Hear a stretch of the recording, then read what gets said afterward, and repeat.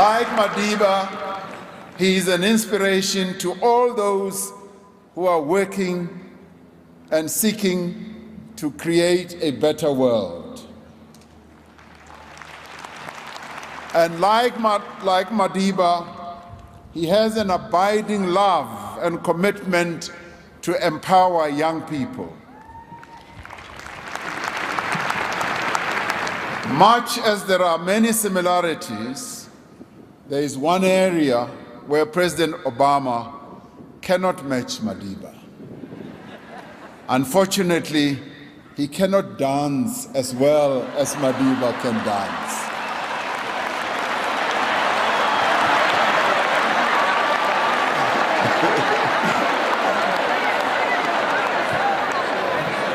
And in case you think, like a politician, I'm lying, I checked this out with him, and he confessed that yes, he can do a little bit of a shake, but Michelle Obama is a better dancer than him.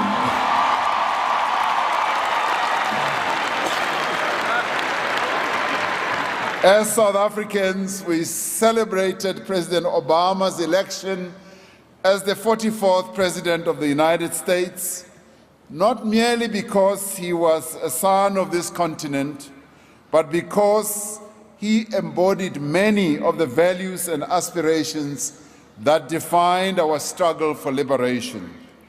We recognize in him the qualities that we saw in great leaders like Nelson Mandela: humility, wisdom, compassion, as well as an extraordinary ability to inspire hope and to urge a nation to action.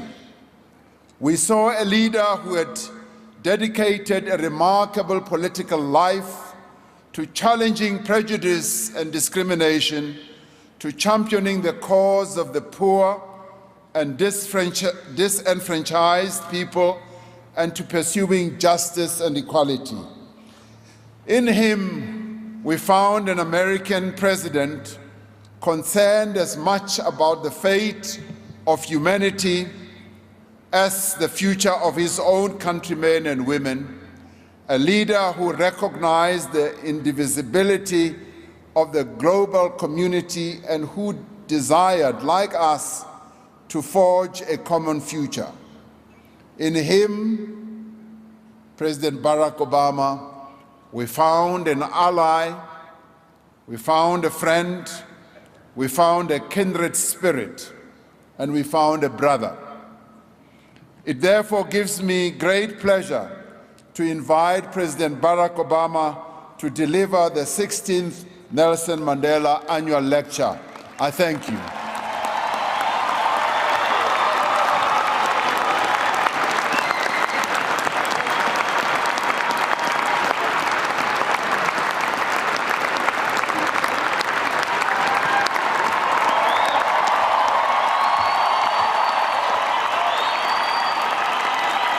Thank you. Thank you so much. Thank you very much. Thank you. Thank you so much.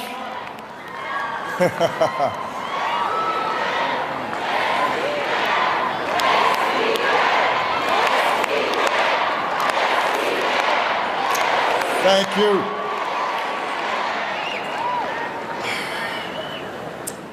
To Mama Gracia, Michelle, members of the Mandela family, Michelle family, to President Ramaphosa, who you can see is inspiring new hope in this great country.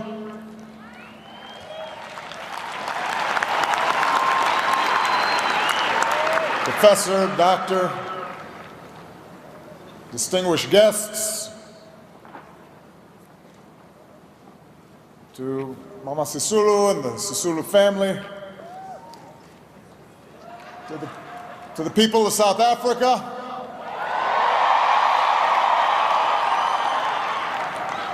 It is a singular honor for me to be here with all of you as we gather to celebrate the birth and life of one of history's true giants. Let me begin by a correction and a few confessions. The correction is that I am a very good dancer.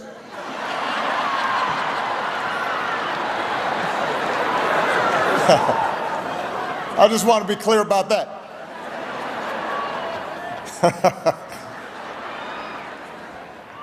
Michelle is a little better. The confessions. Number one, I was not exactly invited to be here. I was ordered in a very nice way to be here by Gracia Michelle.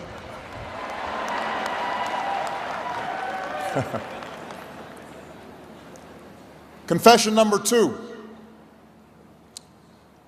I forgot my geography and the fact that right now it's winter in South Africa. I didn't bring a coat, and this morning I had to send somebody out to the mall because I am wearing long johns.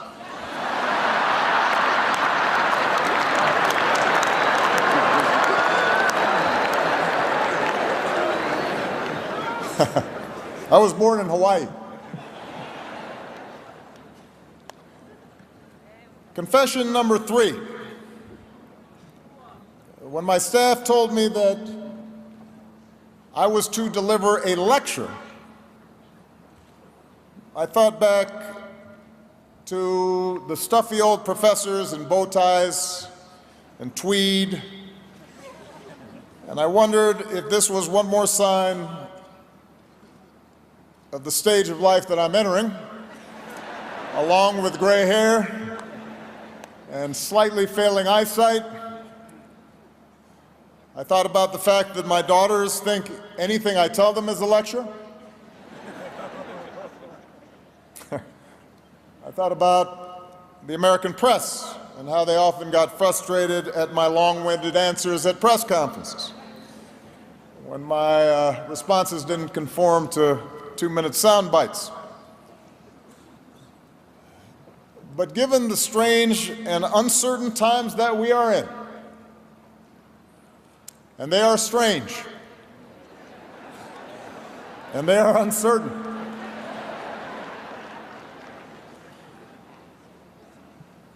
with each day's news cycles bringing more head-spinning and disturbing headlines, I thought maybe it would be useful to step back for a moment and try to get some perspective. So I hope you'll indulge me, despite the slight chill, as I spend much of this lecture reflecting on where we've been and how we arrived at this present moment, in the hope that it will offer us a roadmap for where we need to go next. Now, 100 years ago, Madiba was born in the village of oh, let's see there, I always get that. I got to get my M's right when I'm in South Africa. Mvezo, I got it. Truthfully, it's because it's so cold, my lips stuck. So in his autobiography, he describes a happy childhood. He's looking after cattle, he's playing with the other boys. Eventually he attends a school where his teacher gave him the English name Nelson. And as many of you know, he's quoted saying, "Why she bestowed this particular name upon me, I have no idea. There was no reason to believe that a young black boy at this time, in this place, could in any way alter history. After all, South Africa was then less than a decade removed from full British control. Already laws were being codified to implement racial segregation and subjugation, the network of laws that would be known as apartheid. Most of Africa, including my father's homeland, was under colonial rule. The dominant European powers, having ended a horrific world war just a few months after Madiba's birth, viewed this continent and its people primarily as spoils in a contest for territory and abundant natural resources and cheap labor, and the inferiority of the black race, an indifference towards black culture and interests and aspirations was a given. And such a view of the world, that certain races, certain nations, certain groups were inherently superior, and that violence and coercion is the primary basis for governance, that the strong necessarily exploit the weak, that wealth is determined primarily by conquest. That view of the world was hardly confined to relations between Europe and Africa, or relations between whites and blacks. Whites were happy to exploit other whites when they could.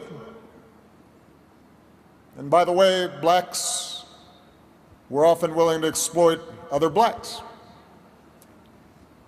And around the globe, the majority of people lived at subsistence levels without a say in the politics or economic forces that determined their lives.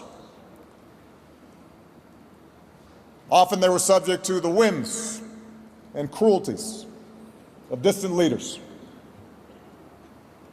The average person saw no possibility of advancing from the circumstances of their birth. Women were almost uniformly subordinate to men. Privilege and status was rigidly bound by caste and color and ethnicity and religion. And even in my own country, even in democracies like the United States, founded on a declaration that all men are created equal, racial segregation and systemic discrimination was the law in almost half the country and the norm throughout the rest of the country. That was the world just 100 years ago. There are people alive today who were alive in that world. It is hard then to overstate the remarkable transformations that have taken place since that time.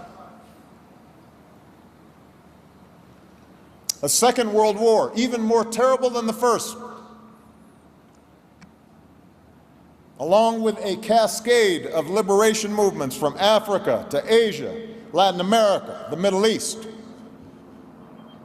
would finally bring an end to colonial rule. More and more peoples, having witnessed the horrors of totalitarianism, the repeated mass slaughters of the 20th century, began to embrace a new vision for humanity, a new idea, one based not only on the principle of national self-determination,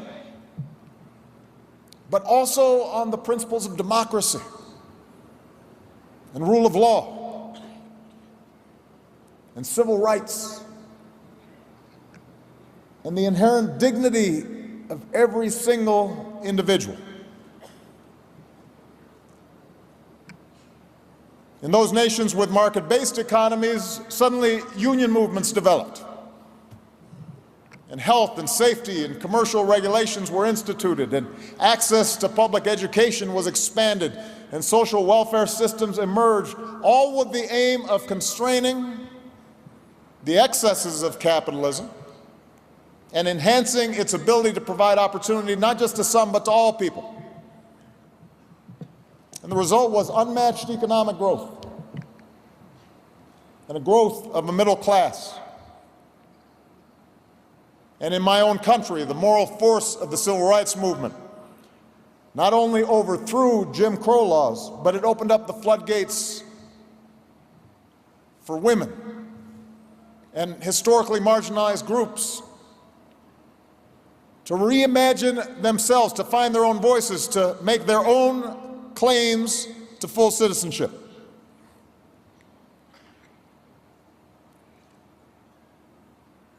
It was in service of this long walk towards freedom and justice and equal opportunity that Nelson Mandela devoted his life. At the outset, his struggle was particular to this place, to his homeland. A fight to end apartheid, a fight to ensure lasting political and social and economic equality for its disenfranchised non-white citizens. But through his sacrifice and unwavering leadership, and perhaps most of all through his moral example,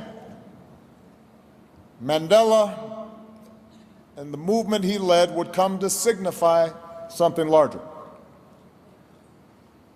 He came to embody the universal aspirations of dispossessed people all around the world, their hopes for a better life, the possibility of a moral transformation in the conduct of human affairs.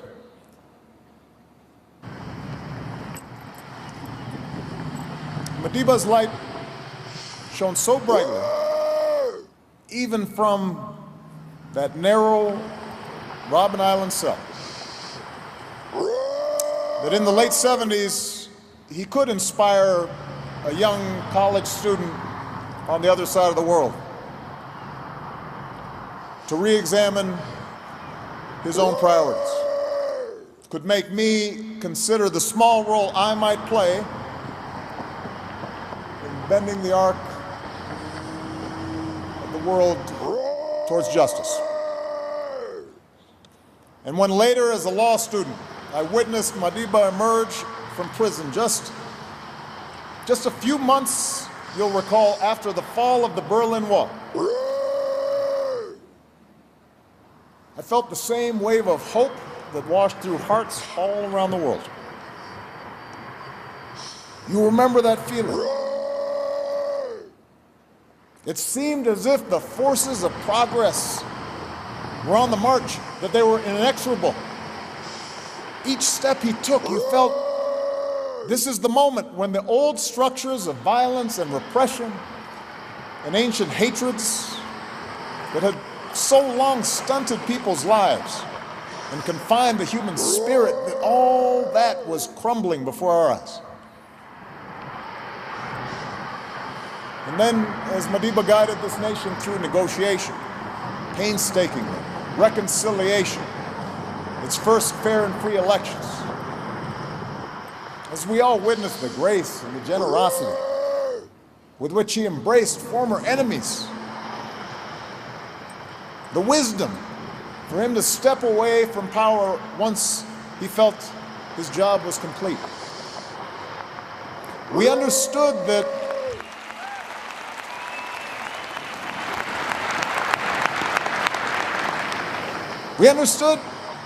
it was not just the subjugated, the oppressed who were being freed from the shackles of the past.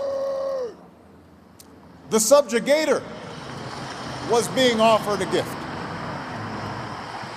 being given a chance to see in a new way, being given a chance to participate in the work of building a better world.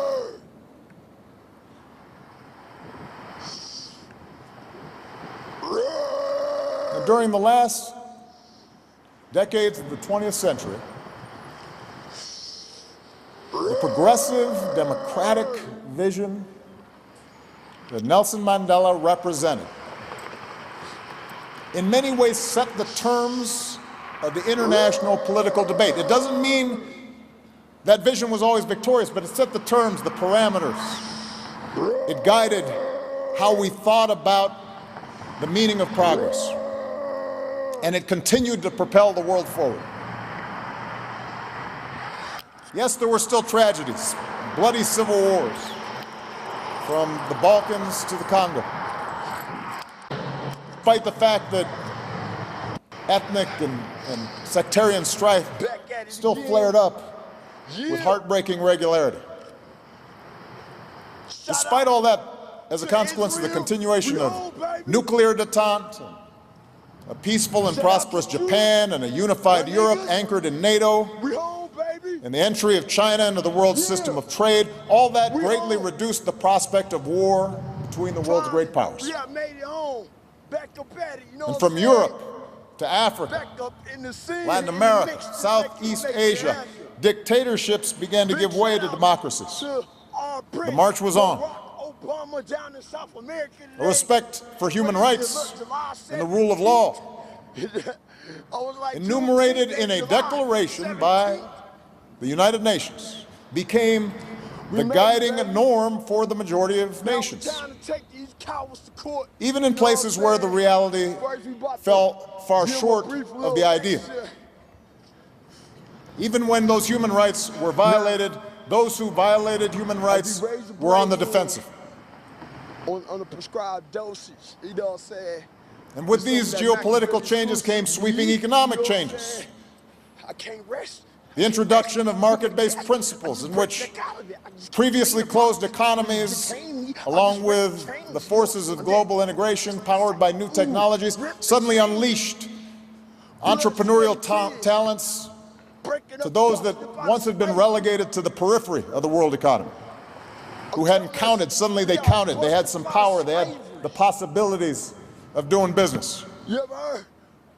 And then came scientific breakthroughs and new infrastructure and the reduction of armed conflicts. And suddenly, 1 billion people were lifted out of poverty. And once starving nations were able to feed themselves. And infant mortality rates plummeted. Up in the middle, you know what I'm saying? And meanwhile, the spread of the internet made it possible for people to connect across oceans. And cultures and continents instantly were brought together. And potentially, all the world's knowledge could be in the hands of a small child in even the most remote village. That's what happened just over the course of a few decades. Isolated from us, locked down, stripping. And all that progress is real. It has been broad, and it has been deep. And it all happened in what, by the standards of human history, was nothing more than a blink of an eye. Dormant, you know. And now an entire generation has grown up in a world that by most measures has gotten steadily freer and healthier and wealthier and less violent and more tolerant during the course of their lifetimes. I'm trying to peel them oranges off right now, you know what I'm saying? It should make us hopeful. He's speaking of election. But if we cannot deny the very real strides that our world has made since that moment when Madiba took those steps out of confinement, we also have to recognize all the ways that the international order has fallen short of its promise. In fact, it is in part because of the failures of governments and powerful elites to squarely address the shortcomings and contradictions of this international order that we now see much of the world threatening to return to an older, a more dangerous, a more brutal way of doing business. These evil ties these Europeans got with these mixture. So we have to start by admitting that whatever laws may have existed on the books, whatever wonderful pronouncements existed in constitutions, whatever nice words were spoken during these last several decades at international conferences or in the halls of the United Nations, the previous structures of privilege and power and injustice and exploitation never completely went away. They were never fully dislodged. The worst type of cruelty upon man, but never forget. Caste differences still impact the life chances of people in the Indian subcontinent. Of those. Ethnic and religious differences still determine who gets opportunity from Central Europe to the Gulf. It is a plain fact that racial discrimination still exists in both the United States and South Africa.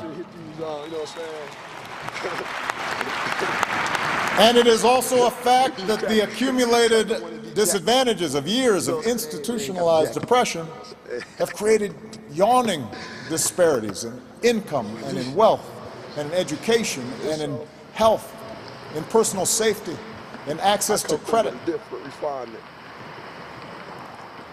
Women and girls around the world continue to be blocked from positions of power and authority. They continue to be prevented from getting a basic education. They are disproportionately victimized by violence and abuse. They're still paid less than men for doing the same work. That's still happening.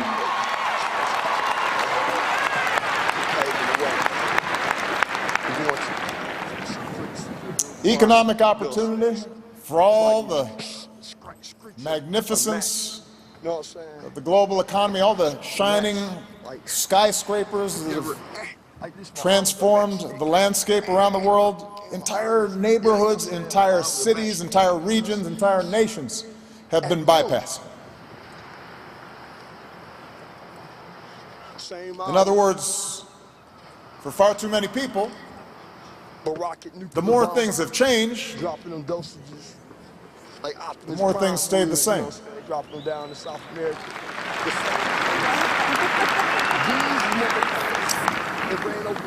And while globalization and technology have opened up new opportunities, have driven remarkable economic growth in previously struggling parts of the world, globalization has also upended the agricultural and manufacturing sectors in many countries, has also greatly reduced the demand for certain workers, has helped weaken unions and laborers' bargaining power. It's made it easier for capital to avoid tax laws and the regulations of nation states. Can just move billions, trillions of dollars with a tap of a computer key. Let me talk to the, Kendras for a second.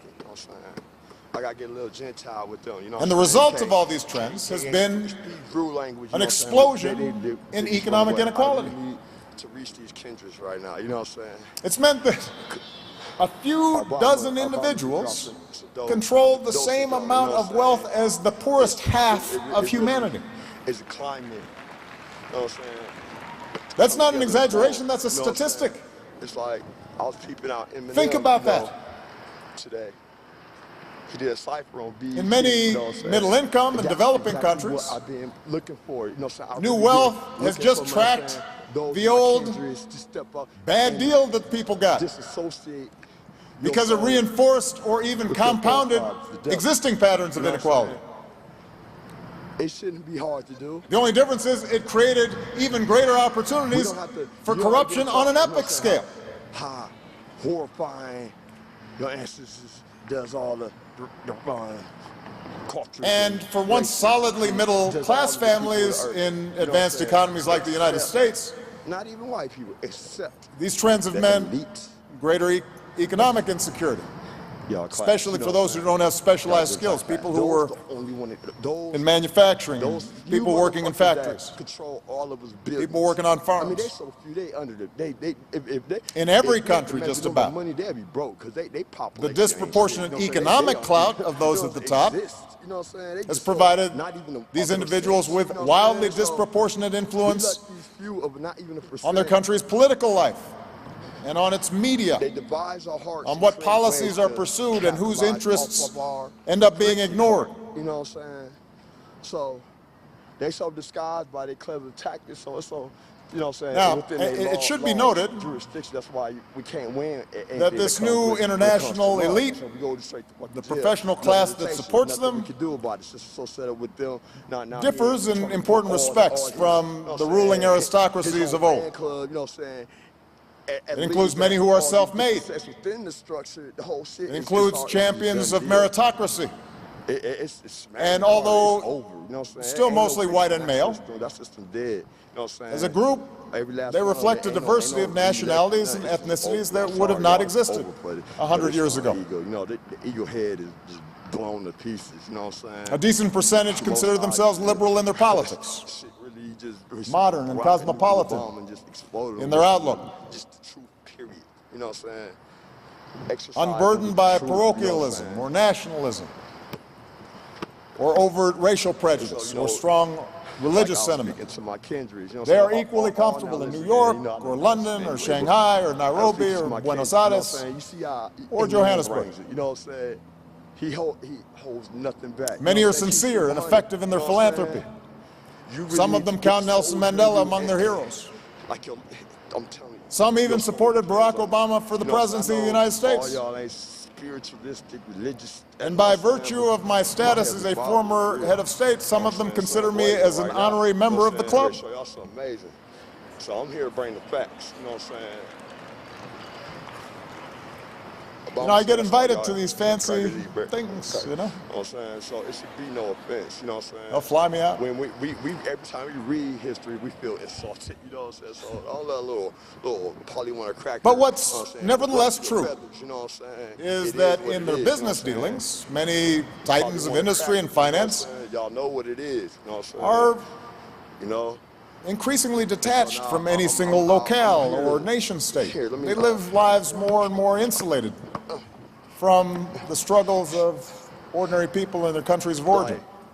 Like Obama said, we all, And their all decisions, are entitled to freedom rights. their decisions to shut down a manufacturing plant or to try to minimize their tax bill by shifting profits to a tax haven with the help of high-priced accountants or lawyers, or their decision to take advantage of lower-cost immigrant labor, or their decision to pay a bribe, hit them with the equation like, are often done without malice. It's just a rational response they consider to the demands of their balance sheets and their shareholders and competitive pressures. A problem with one side of the brain, the gay community got a problem with the other side of the brain. No But too often these disrespect, decisions there's are no also hard made feelings, without but that's why reference it's to hard notions for of human the solidarity outside world to associate or a themselves ground-level with it, 'cause understanding discomfort, of you the know what I'm saying? It's hard consequences for that will a be father to raise a felt child, by particular that's a people boy, and then have- in particular now- communities now by he the has to explain decisions to his that they're son made. that, you know what I'm saying?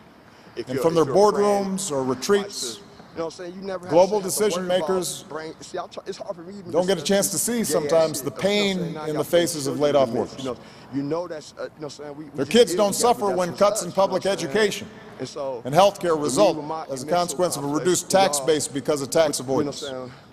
With y'all, you know They what can't I'm saying? hear Hosting the a resentment feast or whatever, you know what I'm saying? of an older Cupcake, tradesman when he don't complains even be that a offended, you know what I'm newcomer saying? It is doesn't what it is. speak You his got to language understand. on a job You know site what I'm when he saying? It once ain't worked. like our sins is worse than theirs because these motherfuckers in the world is just They're less even more subject to the fucked up, discomfort you know what I'm saying? They don't and the even got a- displacement they sin, that but they sin, don't even got a heart, some of their you know what I'm countrymen saying? may So they feel can't as even- globalization if it came scrambles to not it, only we existing brought away economic racism, arrangements, they but can't traditional even pardon social or repent from and any of religious their mores. actions. They just, you know what I'm saying, left and be following after Trump now, you know what I'm saying? Which is why, So, at the end of the 20th we century, have to understand me being, you know what I'm saying? while being some a Western hospitalized, commentators you know were what I'm saying, declaring the end of mental health history system, and the the inevitable unfair treatment triumph that of we've liberal been through, democracy you know what I'm saying?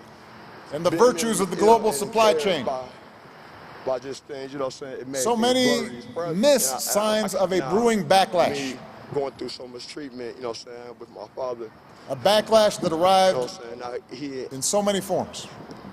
strengthened my mind to a tune where It announced itself most violently with 9/11 and the emergence of transnational terrorist networks, fueled by an ideology that perverted one of the world's great religions and asserted a struggle not just between Islam and the West, but between Islam and modernity.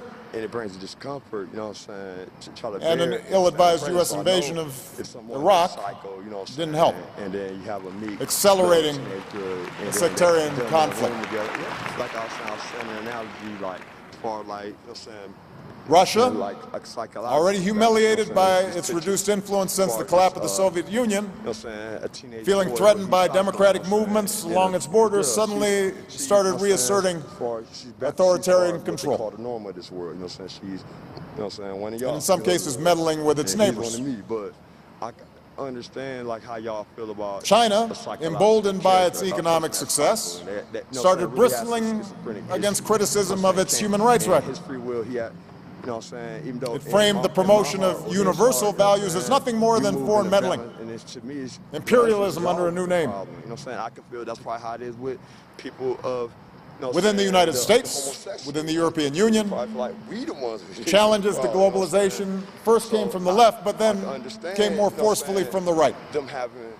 As you started seeing populist movements, which, by the way, are often cynically funded by right-wing billionaires intent on reducing government constraints on their business interests.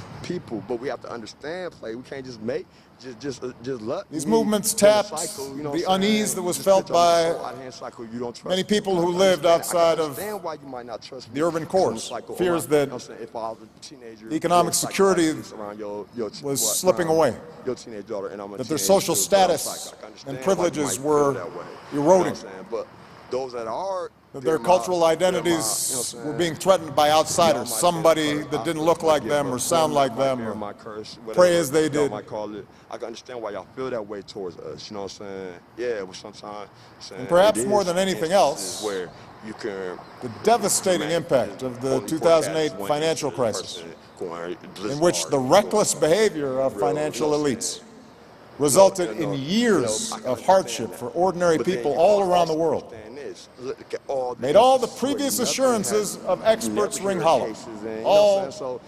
All those assurances that somehow financial regulators knew what they were doing, but we might be more in control than y'all is. That somebody was minding the store, that global economic integration was an unadulterated good. We do have to balance the system out and consider all of our needs, you know what I'm saying? Because of the actions taken by governments during and after that crisis, including, I should add, by aggressive steps by my administration, the global economy has now returned to healthy growth. But the credibility of the international system, but we do have to have a balance, it's a common ground. The faith in experts in places like Washington or Brussels, all that had taken a blow. For a father to raise a son, you know what I'm saying? And just really absorb that point and understand why. And a politics of fear and resentment, you know what I'm saying? Animals aren't homosexual. We're not going to do that. We're not trying to and destroy retrenchment and make a war of began to appear. Trying to bring ground. And that kind of politics is now on the move. We come with a conclusion. You know what I'm saying? It's on a move at a pace that would have seemed unimaginable just a few years ago. You know what I'm saying? I am not being alarmist. I am simply stating the facts. But it do got to be look around. A line drawn, you know what I'm saying? Strongman politics are ascendant. Suddenly. Going on about, you know what I'm whereby elections, right and wrong, you know what I'm saying, wrong and right, you know what I'm saying, the everyday life some pretense of democracy are maintained, the form of it, but those in power seek to undermine every institution or norm that gives democracy meaning. I'm not going to indulge my whole efforts in that effect, you know what I'm saying, because I know, you know what I'm saying. In the West, you've got far-right parties fucking Trump, he got to go. That oftentimes are based not just on platforms of protectionism and closed borders, but also on barely hidden racial nationalism. Ain't no trying to change. They just don't care. Many developing countries, Now we're got some looking at venom China's blood model on of them, and authoritarian ain't no control changing that. You know what I'm saying? We just got to accept combined that. with You know what mercantilist I'm saying? capitalism as One man preferable shouldn't to have the right messiness of to democracy. be able to destroy nations just because he having a bad Who needs day free speech and as he got long all as the money and shit? This shit, the whole structure. the economy's going good? Rooted and regrown. You know what I'm saying? Plays down some new The soil. free press Then we is can under work on attack. Obama grassroots. You know what I'm saying? But we need Censorship some and state different control of places. media is on the rise. They in touch. You know what I'm saying? Social media, once seen as a mechanism to promote knowledge and understanding and solidarity, has proved to be just as effective promoting hatred And like again, and paranoia a prayer and propaganda to all y'all, you know what I'm saying? and conspiracy theories. Us as they call us African American. Us and my Hebrew race, Isreal, So, finest, you know what I'm saying? Tribe of Judah, on Madiba's 100th birthday, African American, however you want to call it. I'm gonna stop. we not stand at a crossroads. A moment Just keep going. in time at which two very different visions of humanity's future compete for the hearts and the minds These of is citizens around the world. campaigns. Two different stories, two different narratives I've been. about who we are and who we should be. I love the ball. How should we respond? Should we see that wave of hope that we felt with Madiba's release from prison, Just so much pain, dude. The from must can't. the Berlin beat us Wall in the coming race. down? So they're running Should we forward. see that hope that we had as naive Just like. and misguided? It's like. Should we they look at understand like- the they last like- 25 years of global integration as nothing more than a detour from Like we ain't shit. the They can previous smash inevitable us. cycle of history where might makes right in politics is a hostile competition between tribes and races and religions, and nations compete in a zero-sum game, constantly teetering on the edge of conflict until full-blown war breaks out? Very damaging. Is that what we think? I feel Obama. You know what I'm saying? Fuck just following. Let me tell you what I believe. blindly. We got I believe in Nelson Mandela's vision. to use critical thinking. I believe in a vision Think shared about by our Gandhi and King Think about our and actions. Abraham Lincoln. Think I about believe in a our vision of equality and What's justice good or and bad, freedom you know and what I'm saying? multiracial democracy Think about- built Did on the you premise that think about the all ones people that's been are affected? created equal and they're endowed by our Creator with certain inalienable rights. You know, And I believe that a world governed by such principles is so possible and that it can achieve more peace our ways in America and is more corrupting the whole cooperation planet. in pursuit of a And- common and good. for- That's what and I did believe. it say? They had us captive over here for 400 years. And I believe we have no and choice so but to it move took forward. 500 years to damn near this planet ready that to those of be us who destroyed. believe in democracy and This civil ain't been here. rights and a Billions common of humanity years have before a they better say, story to tell. within 500 just a little touch, a little micro dot of a second. And I believe this was not just filmed in the based on picture, sentiment. now the planet is ready to be destroyed. Or I believe it based on hard evidence. Ocean, you know what I'm saying? The fact that the world's most prosperous and successful societies, the ones with the highest living standards and the highest levels of satisfaction among their people, happen to be those which have most closely approximated the liberal progressive ideal that we talk about and have nurtured the talents and contributions of all their citizens. The fact that authoritarian governments have been shown time and time again to breed corruption, You know, because they're not accountable, to repress their people, they ain't built. to lose touch eventually with reality, to engage in bigger and bigger lies that ultimately result in chemicals coming from up under the earth and just economic going through like and political it's real, man. It's some man. and They cultural really and scientific went up in this stagnation. thing and put their root. Look at history. Look at the facts. computer chip, machine-made routes. The fact all that countries which rely on rabid nationalism and xenophobia and doctrines of tribal, racial, or religious superiority as their main organizing principle, the thing that, that holds people together, eventually those countries find themselves consumed by civil war or external war. We protectors, we guardians of this domain, you know what I'm saying? Check the history books. As much as you might feel like this is they shit, they put here in the fact that technology cannot be put back in a bottle.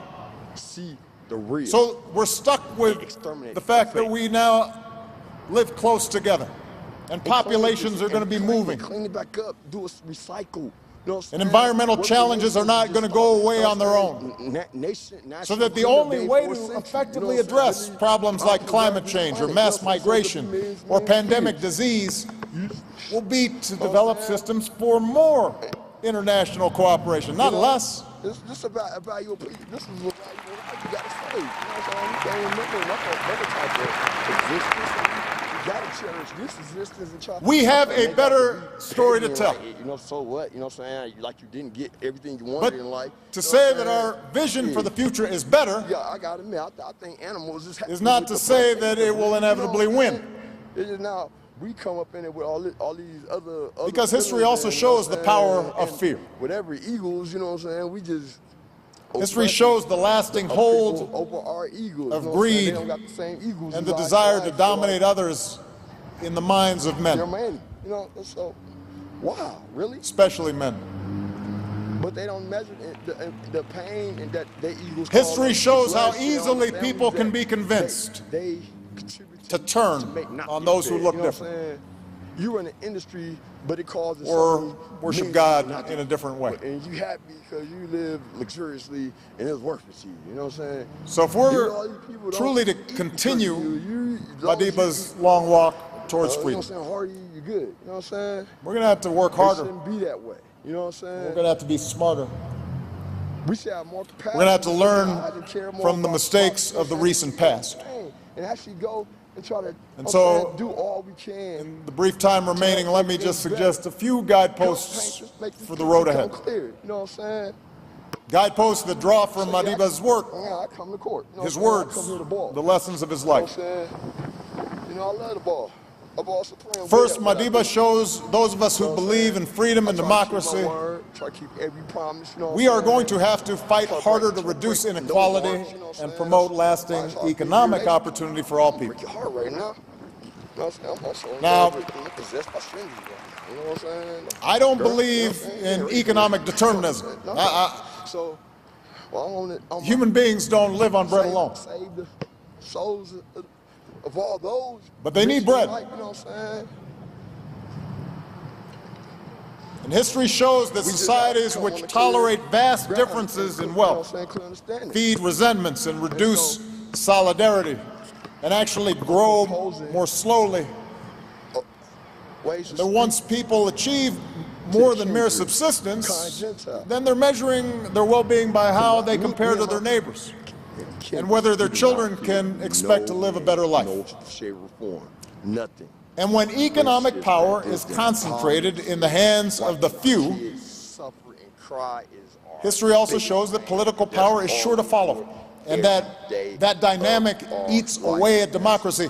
Sometimes it may be straight-out corruption, but sometimes it may not involve the exchange of money. It's just relatives, loved ones pass away. Folks who are that wealthy get what they want. Of this world, this whole planet. And it undermines human freedom. Yeah, I speak for America, but. And Madiba understood this. This is not new. He warned us about this. He said, where globalization means, as it so often does, that the rich and the powerful now have new means to further enrich and empower themselves at the cost of the poor and the weaker, then we have a responsibility to protest in the name of universal freedom. That's what he said. I'll prepare.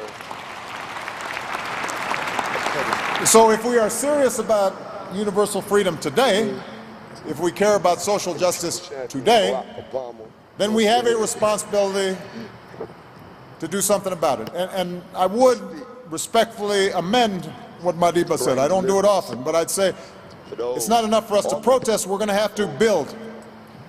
We're going to have to innovate. We're going to have to figure out how do we close this widening chasm of wealth and opportunity, both within countries and between them. And how we achieve this is going to vary country to country. And I know your new president is committed to rolling up his sleeves and trying to do so. But we can learn from the last 70 years that it will not involve unregulated, unbridled, unethical capitalism. It also won't involve old-style command and control socialism from the top. That was tried. It didn't work very well. For almost all countries, progress is going to depend on an inclusive market-based system. One that offers education for every child, that protects collective bargaining and secures the rights of every worker, that breaks up monopolies to encourage competition in small and medium-sized businesses, and has laws that root out corruption and ensures fair dealing in business, that maintains some form of progressive taxation so that rich people are still rich, but they're given a little bit back to make sure that everybody else has something, to pay for universal health care and retirement security, and invests in infrastructure and scientific research that builds platforms for innovation. I should add, by the way, right now I'm actually surprised by how much money I got. And let me tell you something. I don't have half as much as most of these folks, or a tenth or 100th. There's only so much you can eat. There's only so big a house you can have. There's only so many nice trips you can take.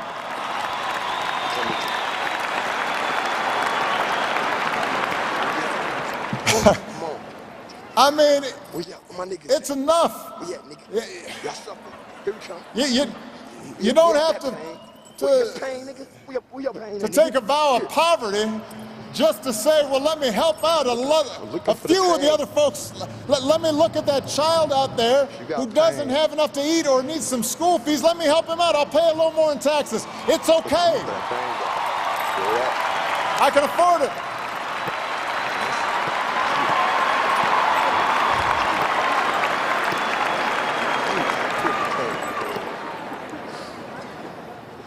I mean, it shows a poverty of ambition to just want to take more and more and more. Instead of saying, wow, I've got so much, who can I help? How can I give more and more and more? That's ambition.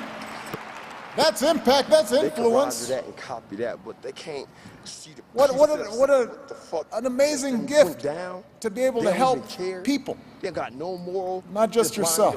There, copy that, drop a bomb to the school. Where was I? I ad-libbed.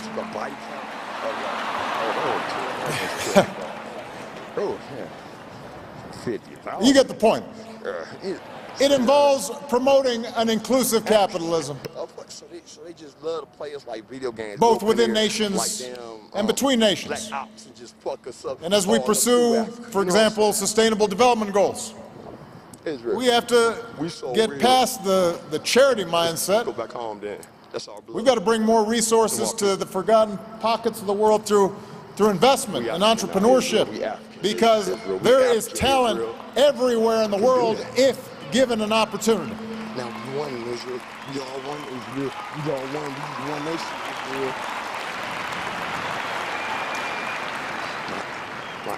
When it comes to the international system of commerce and trade, the whole continent of Israel. It's legitimate for poorer countries to continue to seek access to wealthier markets. And by the way, wealthier markets, that's not the big problem that you're having. No. Maybe a small African country is sending you tea and flowers. That's not your biggest economic challenge. Maybe y'all don't know how I feel. It's also proper for advanced economies like the United States to insist on reciprocity from nations like China that are no longer solely poor countries, to make sure that they're providing access to their markets and that they stop taking intellectual property and hacking our servers. And then embedded with the history. But even as there are discussions to be had around trade and commerce, it's important to recognize this reality. Then learn. While the outsourcing of jobs from north to south, from east to west, while a lot of that was a dominant trend in the late 20th century, the biggest challenge to workers in countries like mine today is technology. And the biggest challenge for never forget your new president, when we think about how we're going to employ more people here, is going to be also technology, because artificial intelligence is here and it is accelerating. And you're going to have driverless cars, and you're going to have more and more automated services. And that's going to make the job of giving everybody work that is meaningful tougher. And we're going to have to be more imaginative. And the pace of change is going to require us to do more fundamental reimagining of our social and political arrangements to protect the economic security and the dignity that comes with a job. It's not just money that a job provides. It provides dignity and structure and a sense of place and a sense of purpose. And so we're going to have to consider new ways of thinking about these problems, like a universal income, review of our work week, how we retrain our young people, how we make everybody an entrepreneur at some level. But we're going to have to worry about economics if we want to get democracy back on track. Resources are in.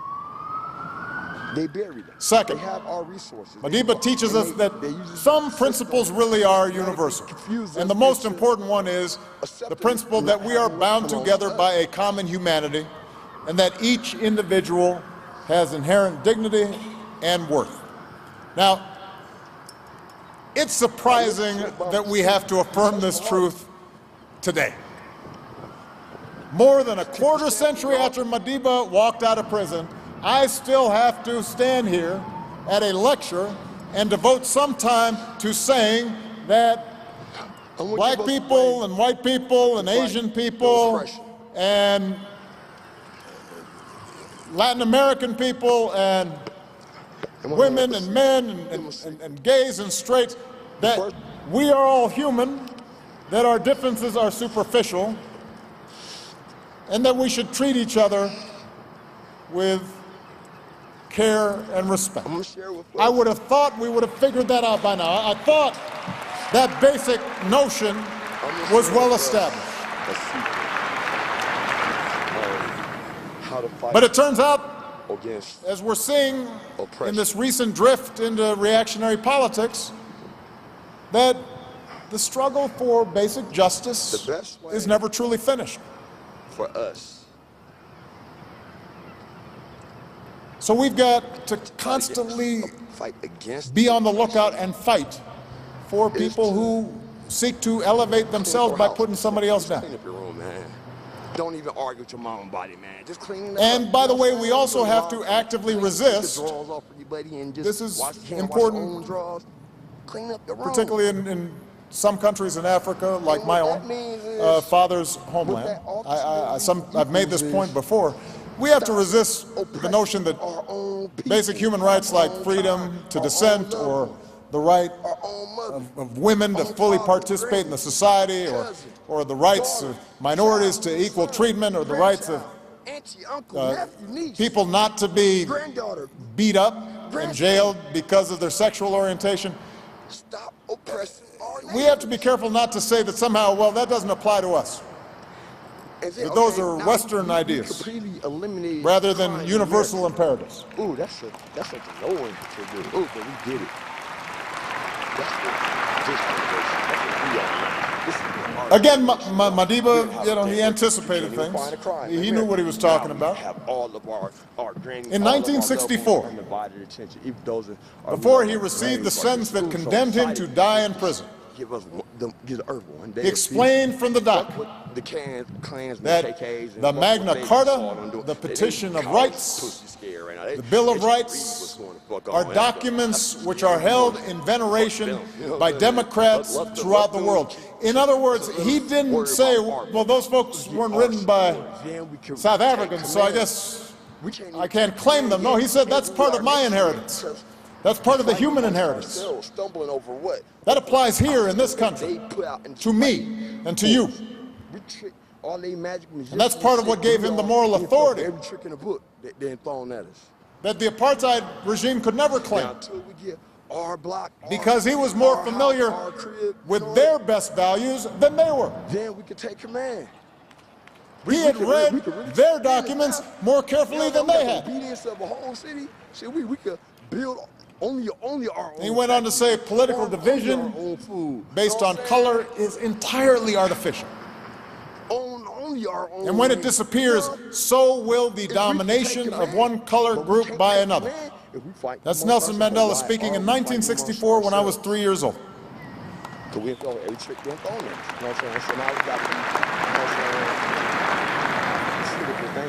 What was true then remains true today. Look at the facts. Basic truths do not change. You know what I'm saying? Really look It is a truth that can be embraced by the English and by the Indian, by the Mexican, by the Bantu and by the Luo, and by the American. It is a truth that lies at the heart of every world religion. Jesus Christ, right? That we should do unto others as we'd have them do unto us. That we see ourselves in other people. That we can recognize common hopes and common dreams. And it is a truth that is incompatible with any form of discrimination based on race or religion or gender or sexual orientation. And it is a truth that, by the way, when embraced, actually delivers practical benefits, since it ensures that a society can draw upon the talents and energy and skill of all its people. And if you doubt that, just ask the French football team that just won the World Cup. Because not all of those folks look like Gauls to me. But they're French. They're French. Right now. You know what I'm saying? It has to get eliminated. It has to get cash. You know what I'm saying? Drug kingpin ass motherfucker. You know what I'm saying? You terrorize and shit. You know what I'm saying?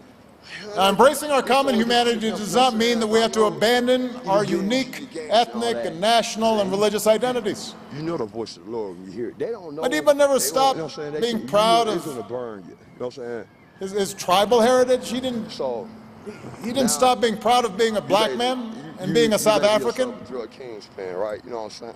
But he believed, as I believe, that you can be proud of your heritage without denigrating those of a different heritage. Now look at all your. In fact, you dishonor your heritage. It would make me think that you're a little insecure about your heritage if you got to put somebody else's heritage down. But they see otherwise now. They don't even. Yeah, that's right.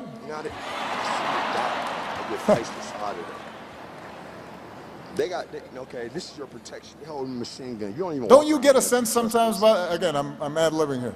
That. You're king, that these people who are so intent on putting people down and puffing themselves up that they're small-hearted. Your bodyguards are scared. that there's something. Look at them. Something they're just afraid of. They swallow.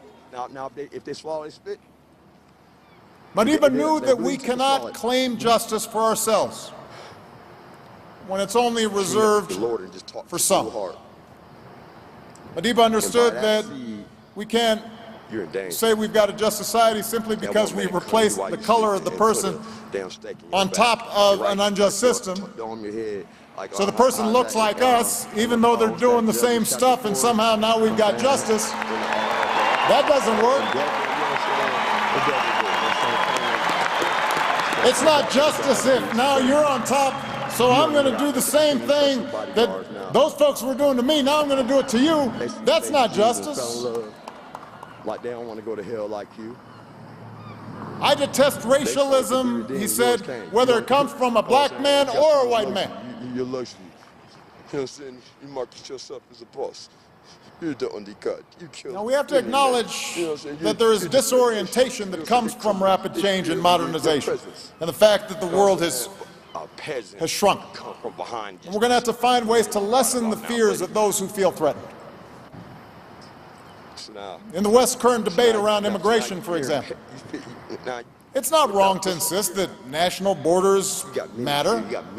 That's, whether you're a citizen or not, is going to matter to a government, that laws need to be followed, that in the public realm, newcomers should make an effort to adapt to the language and customs of their new home. Those are legitimate things, and we have to be able to engage people who do feel as if things are not orderly. But that can't be an excuse for immigration policies based on race or ethnicity or religion. There's got to be some consistency, and we can enforce the law while respecting the essential humanity of those who are striving for a better life. For a mother with a child in her arms, we can recognize that could be somebody in our family. That could be my child. You're the Heavenly Father. You try to tell these motherfuckers around. You try to Third, Madiba reminds us that democracy is about more than just elections. You know, when he was freed from prison, Madiba's popularity, you already know you about to be the main course. Well, you couldn't even measure. Last Supper, you know what I'm saying? He could have been president for life. They about to get, you know what I'm saying? Am I wrong? You know what I'm saying? It'll be real. Who was going to run against him? We got to do all motherfucking gangster paradise thing. You know what I'm saying? I mean, y'all motherfuckers is terrorizing. Ramaphosa was popular, but The neighbors.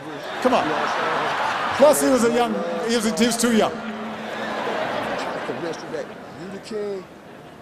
Had he chose, Madiba could have governed by executive fiat, The limbs ripped off of you. unconstrained by checks and balances. You're saying, look, what is it? You'll say, okay. But instead, he helped guide South Africa through the drafting of a new constitution, drawing from all the institutional practices and democratic ideals that had proven to be most sturdy, mindful of the fact that no single individual possesses a monopoly on wisdom. So many loopholes where now No individual, not Mandela, not Obama, are entirely immune to the corrupting influences of absolute power. If you can do whatever you want, y'all should really be fearful. and everyone's too afraid to tell you when you're making a mistake. You think people about to go to hell for you? No one's immune from the dangers of that. Mandela understood this. He said democracy is based on the majority principle. This is especially true in a country such as ours, where the vast majority have been systematically denied their rights. At the same time, democracy also requires the rights of political and other minorities be safeguarded. He understood it's not just about who has the most votes, it's also about the civic culture that we build that makes democracy work. So we have to stop pretending that countries that just hold an election where sometimes the winner somehow magically gets 90% of the vote because all the opposition is locked up or can't get on TV is a democracy. It's working. They bring it. Democracy depends on strong institutions, and it's about minority rights and checks and balances and freedom of speech and freedom of expression and a free press and the right to protest and petition the government and an independent judiciary and everybody having to follow the law. All that money you got. And yes, democracy can be messy, and it can be slow, and it can be frustrating. It's just based on revenue. I know, I promise.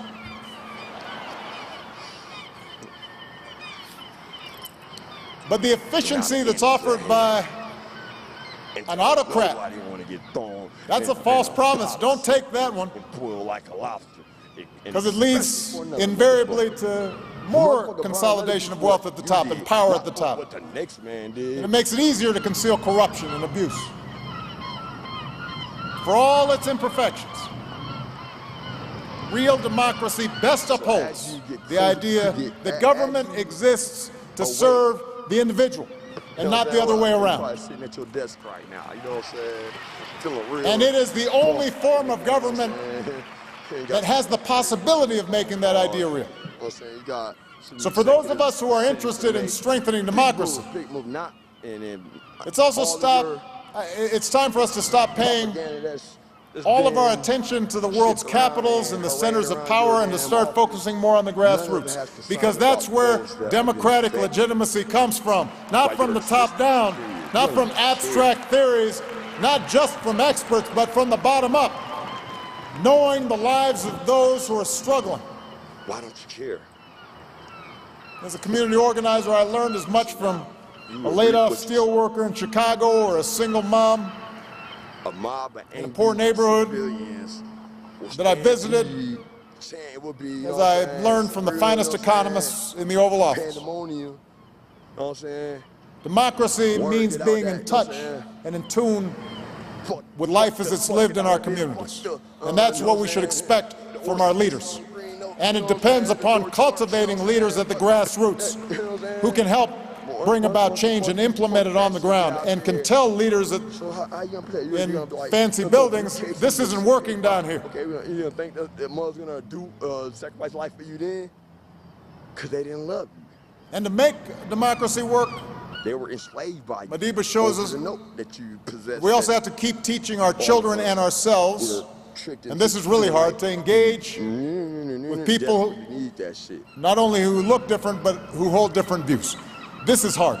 What will you do? There's nothing you can do. But you should. Most of us prefer to surround ourselves with opinions that validate what we already believe. You know what I'm saying? You notice the people who you think are smart are the people who agree with you. Probably watching this video for like a Funny how that works. Five other bosses just mysteriously suffered the fate. But democracy demands that we're able also to get inside the reality of people who are different than us, so we can understand their point of view. Maybe we can change their minds, but maybe they'll change ours. And you can't do this if you just out of hand disregard what your opponents have to say from the start. And you can't do it if you insist that those who aren't like you, because they're white or because they're male, that somehow there's no way they can understand what I'm feeling, that somehow they lack standing to speak on certain matters. Madiba, he lived this complexity.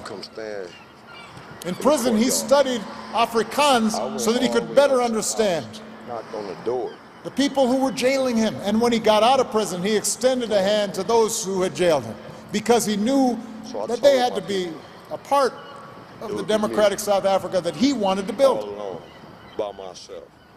To make peace with an enemy, he wrote, one must work with that enemy. That enemy becomes one's partner. So those who traffic in absolutes when it comes to policy, whether it's on the left or the right, they make democracy unworkable. You can't expect to get 100% of what you want all the time. Sometimes you have to compromise. That doesn't mean abandoning your principles, but instead it means holding on to those principles and then having the confidence that they're going to stand up to a serious democratic debate.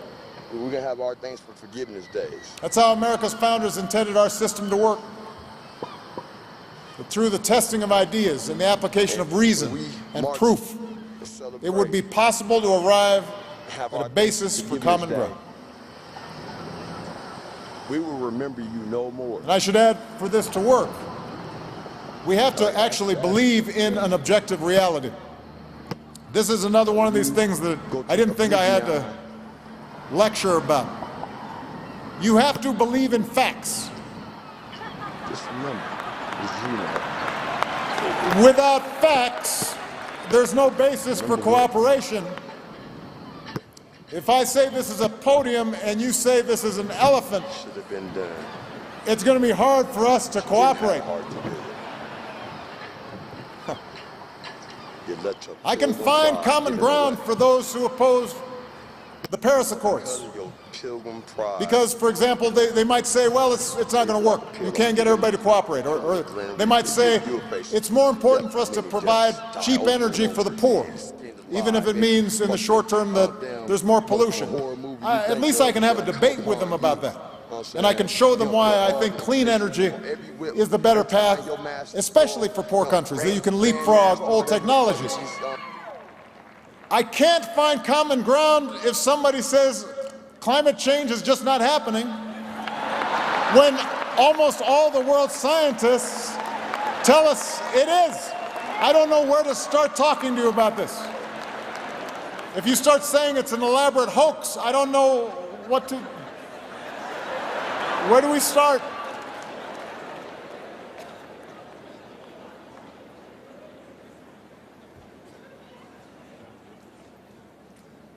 Unfortunately, too much of politics today seems to reject the very concept of objective truth. People just make stuff up. They just make stuff up. We see it in the growth of state-sponsored propaganda. We see it in internet-driven fabrications. We see it in the blurring of lines between news and entertainment. We see the utter loss of shame among political leaders where they're caught in a lie and they just double down and they lie some more.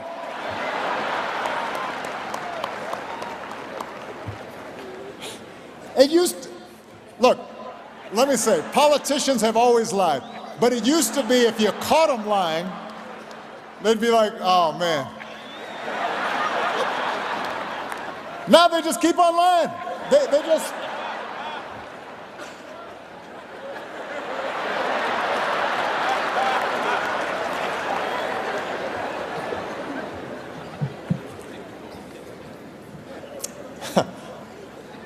I mean, this is, by the way, this is what I think Mama Gracia was talking about in terms of maybe some sense of humility that Madiba felt. Like, sometimes just basic stuff. Me just not completely lying to people, I think is pretty basic. I don't think myself a great leader just because I don't just completely make stuff up.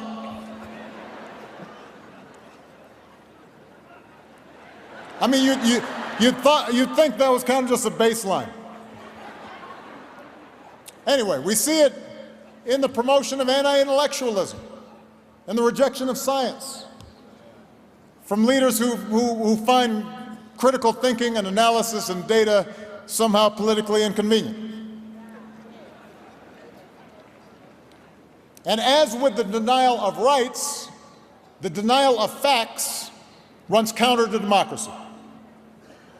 It could be its undoing, which is why we have to zealously protect independent media. And we have to guard against the tendency for social media to become purely a platform for spectacle and outrage and disinformation. And we have to insist that our schools teach critical thinking to our young people, not just blind obedience.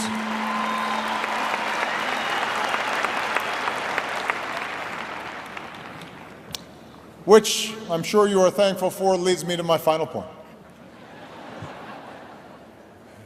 We have to follow Madiba's example of persistence and of hope. It's tempting right now to give in to cynicism, to believe that recent shifts in global politics are too powerful to push back, that the pendulum has swung permanently. And just as people spoke about the triumph of democracy in the 90s, now you're hearing people talk about the end of democracy and the triumph of tribalism and the strong man. We have to resist that cynicism. Because we've been through darker times. We've been in lower valleys. Yes, by the end of his life, Madiba embodied the successful struggle for human rights.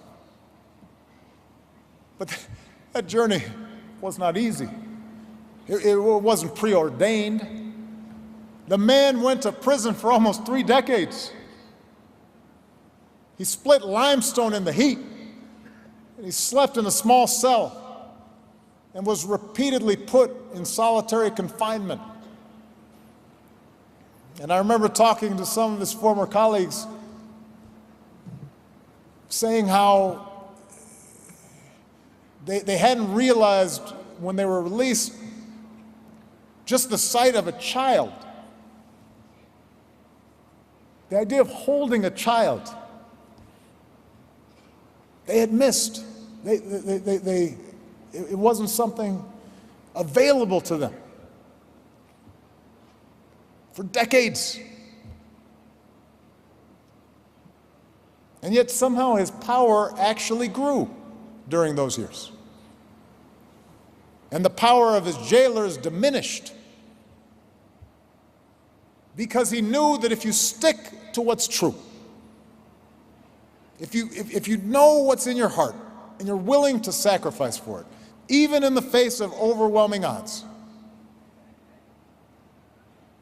then it might not happen tomorrow. It might not happen next week. It might not even happen in your lifetime. Things may go backwards for a while, but ultimately, right makes might. Not the other way around. Ultimately, the better story can win out. And as strong as Madiba's spirit may have been, he would not have sustained that hope had he been alone in the struggle. Part of what buoyed him up was he knew that each year the ranks of freedom fighters were replenishing. Young men and women here in South Africa and the ANC and beyond, but also black and white and Indian, from across the countryside, across the continent, around the world, who in those most difficult days would keep working on behalf of his vision. And that's what we need right now. We don't just need one leader. We don't just need one inspiration. What we badly need right now is that collective spirit. And I know that those young people, those hope carriers, are gathering around the world, because history shows that whenever progress is threatened and the things we care about most are in question, we should heed the words of Robert Kennedy, who spoke here in South Africa. He said, "Our answer is the world's hope. It is to rely on youth. It's to rely on the spirit of the young." So young people who are in the audience, who are listening,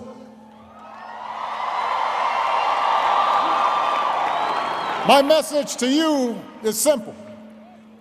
Keep believing. Keep marching. Keep building. Keep raising your voice. Every generation has the opportunity to remake the world.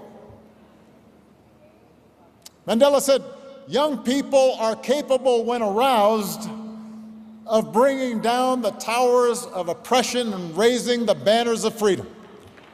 Now's a good time to be aroused. Now's a good time to be fired up. And for those of us who care about the legacy that we honor here today, about equality and dignity and democracy and solidarity and kindness, those of us who remain young at heart, if not in body, we have an obligation to help our youth succeed. Some of you know here in South Africa, my foundation's been convening over the last few days 200 young people from across this continent who are doing the hard work of making change in their communities. who reflect Madiba's values, who are poised to lead the way. People like Abbas Mpindi, a journalist from Uganda who founded the Media Challenge Initiative to help other young people get the training they need to tell the stories that the world needs to know. People like Karen Wakoli, who's an entrepreneur from Kenya and founded the Emerging Leaders Foundation to get young people involved in the work of fighting poverty and promoting human dignity. People like Enoch Nulanga, who directs the African Children's Mission, which helps children in Uganda and Kenya get the education that they need, and then in his spare time, Enoch advocates for the rights of children and founded an organization called Lead Minds Africa, which does exactly what it says. You meet these people, you talk to them, they will give you hope. They are taking the baton. They know they can't just rest on the accomplishments of the past, even the accomplishments of those as momentous as Nelson Mandela's. They stand on the shoulders of those who came before, including that young black boy born 100 years ago. But they know that it is now their turn to do the work. Madiba reminds us that no one is born hating another person because of the color of his skin or his background or his religion. People must learn to hate. And if they can learn to hate, they can be taught to love. For love comes more naturally to the human heart. Love comes more naturally to the human heart. Let's remember that truth. Let's see it as our North Star. Let's be joyful in our struggle to make that truth manifest here on earth, so that 100 years from now, future generations will look back and say, they kept the march going. That's why we live under new banners of freedom. Thank you very much, South Africa. Thank you.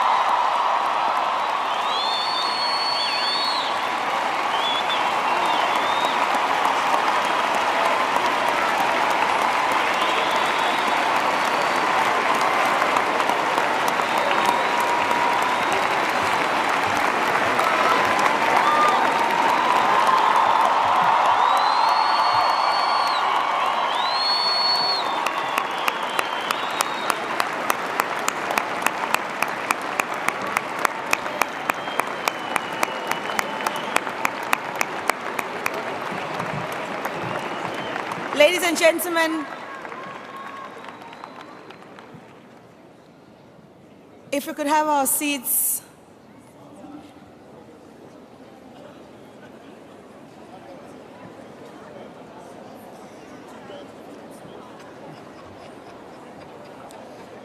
President Obama, it is a work of dreams to speak after you. And as you said in your own speech, a vision come manifest for all the little girls and the little boys who are sitting in this audience today. They are here, they are wearing their school uniforms, they are from all over the country, and they have solely come to hear from you what it is that they can do to make the world that you dream of a possibility.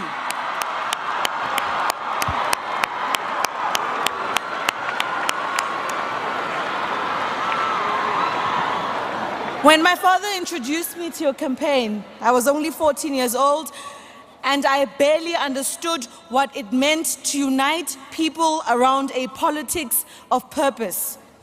The purpose that you have been given to rebuild in moments of crisis. President Ramaphosa, the purpose that you have been given to rebuild a country that is struggling economically, to make freedom something that is a living reality for all South Africans. Ladies and gentlemen, our own purpose to make this country work for all those who live in it. And when we say make it work for people who live in it, we don't mean idealizing our freedom, because we can lose it. The maintenance of our freedom requires us to take responsibility. And Mandela himself said in Long Walk to Freedom, I quote, "I have discovered the secret that after climbing a great hill, one only finds, that there are many more hills to climb. I have taken a moment here to rest, to steal a view of the glorious vista that surrounds me, to look back on the distance I have come, but I can only rest for a moment. For with freedom comes responsibilities, and I dare not linger, for my long walk is not ended."